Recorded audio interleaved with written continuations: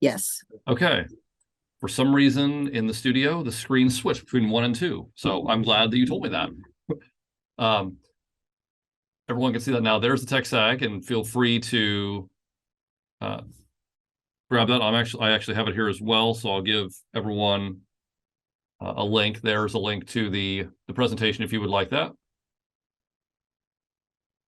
And our objective is in 30 minutes, we'll provide information in 3 sections on the Canvas updates, general Canvas Q&A, and then open discussion and networking time. And we do this on the 1st of every month, except for in April, the 1st is on a Saturday, so we will do this on April 3rd. Other than that, we'll do this the 1st of every month at 10 o'clock, so hopefully you'll be able to join us for each of those upcoming sessions. And again, the focus of this series is to provide updates, provide some examples, just gather informally so that we can share any successes or issues that we are having with Canvas each month. So the first section, the Canvas updates. And when we talked last time, if you weren't here, just know that the releases typically occur on the 4th Friday of the month. It does vary sometimes, but typically that's when they come out. So that gives us a little bit of time to prepare for the presentation. That's why we do it on the 1st, so we have a little bit of lead time there.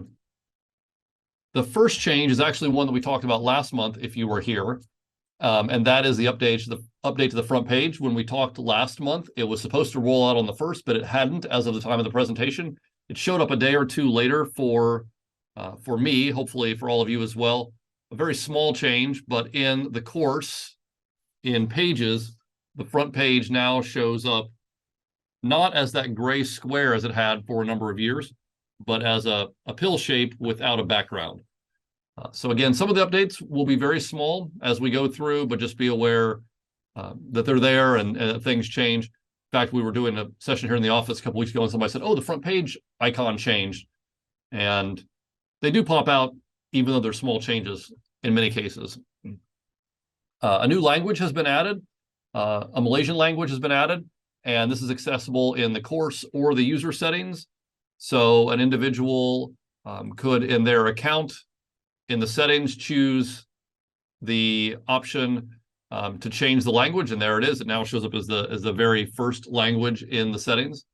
And then also in a course in the settings, an individual can change that as well. I don't do this very often, that one very often. There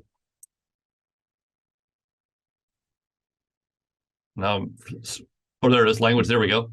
The Malaysian language right there is available. So new options for individuals who may want that language setting is available both in the course and the user setting. And forgive me for floundering around there for a minute in the course settings.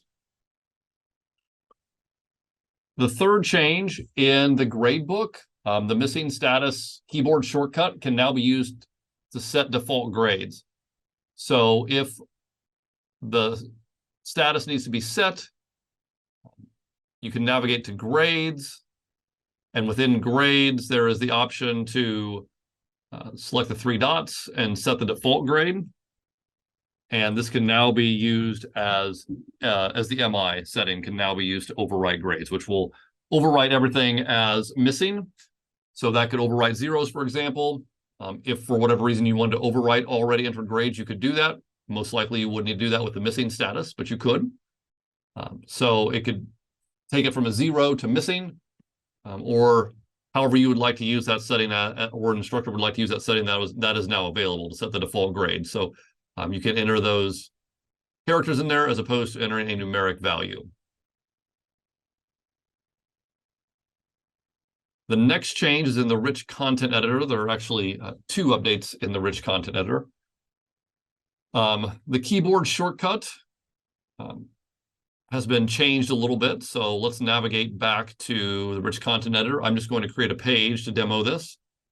Of course, it will be present any place that you can use the rich content editor. So over here, the keyboard shortcut, the option O for Mac users has been disabled, and there is now this icon, which actually I thought this icon had been present for a long time. I know it's present other places, But according to the release notes, this is where the keyboard shortcuts can now be found. You can view all of them here. So those are the new keyboard shortcuts. Obviously, I'm using a Windows. They are a little bit different on a Mac, but the one that I noted earlier has been disabled on the Mac. And the ones that you see when you click the keyboard icon are the ones that will be usable on your particular device. So those have been updated in some cases. The one has been removed, but the option to see all of them is located there. Again, I thought it had been there, but it is indicated in the release notes it is new. I would also point out there are additional shortcuts available right here, and actually quite a few pop up. So there are other keyboard shortcuts other than the ones that are shown that can be used within the rich content editor. These being the most common, they are available right there.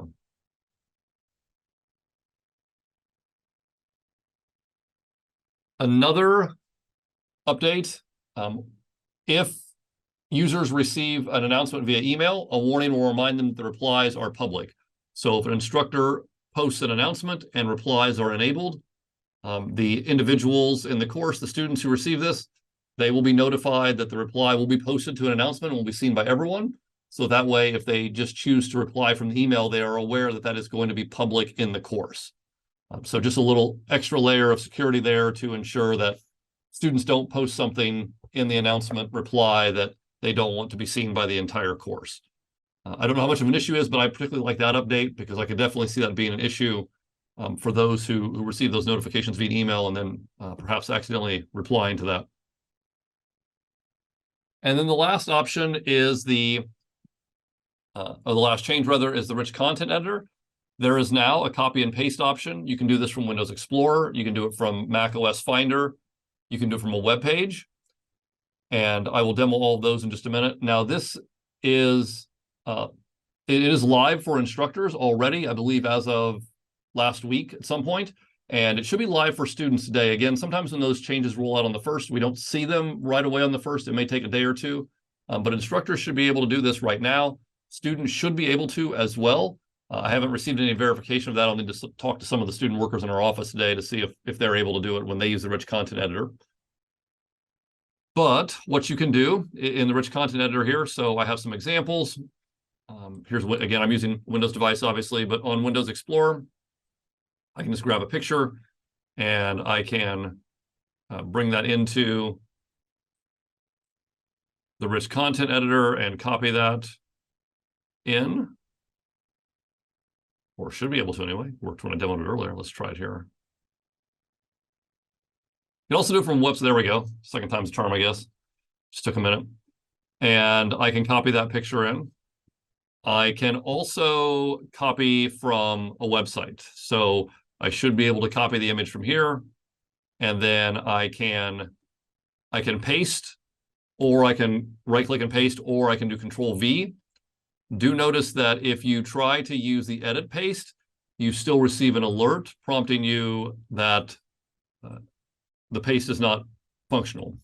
So if I were to try to do that from edit and then paste, notice the browser doesn't support the direct access. I have to use either the keyboard shortcut or right-click on the mouse, again on the Windows device, and select paste.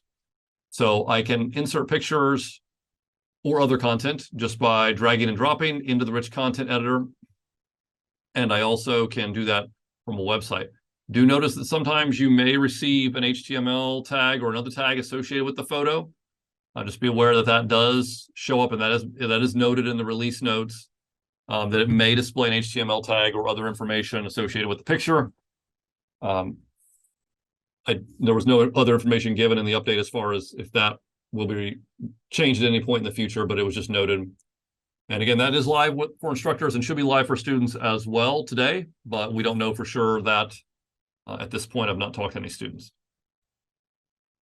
So those are the updates for the month. Again, nothing that is necessarily earth-shattering, but I always think it's nice to know what the updates are and how they impact our daily use with Canvas. And I failed to mention at the beginning, and I will do that right now. I'll jump back a few slides. The release notes, right here, there's a text tag. You can also just Google Canvas release notes and you will get them. You can see the page. You can read a little bit more in depth in terms of what is offered each month. And with that, I'm going to stop talking. Like I said, hopefully that provides you a quick 10-minute overview of what some of the updates have been in the last month. But I'm going to open it up for any Q&A or any anything that anybody would like to comment on, or just a chance to share. Typically, I try to divide this into two sections. It's a general Q&A about what we talked about, and then a networking and open discussion. This was really fruitful last month. I know we had a lot of questions about outcomes, and we ended up scheduling a couple of sessions that I think we were able to help out with a couple of departments or schools that were working on outcomes and get their questions resolved. So I'm going to stop talking and just open it up to any questions or thoughts, comments about anything that anyone would like to share or have comments on. And I see there were a couple people in the waiting room. I didn't see that till right now, so I apologize. Hopefully everybody got in. But let me know what questions you have, or we can just open up for a discussion.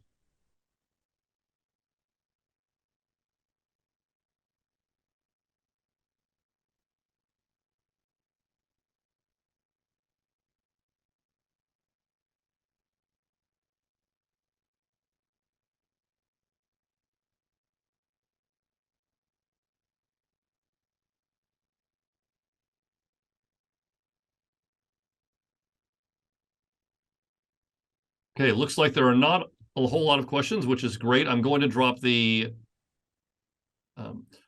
information in the chat. Just again, future trainings, we have a couple coming up. We have an end of semester checklist on April 24th. Again, hope to see you for the What's New in Canvas sessions. And you can always schedule an appointment or visit our office hours here at the Office for Academic Innovation.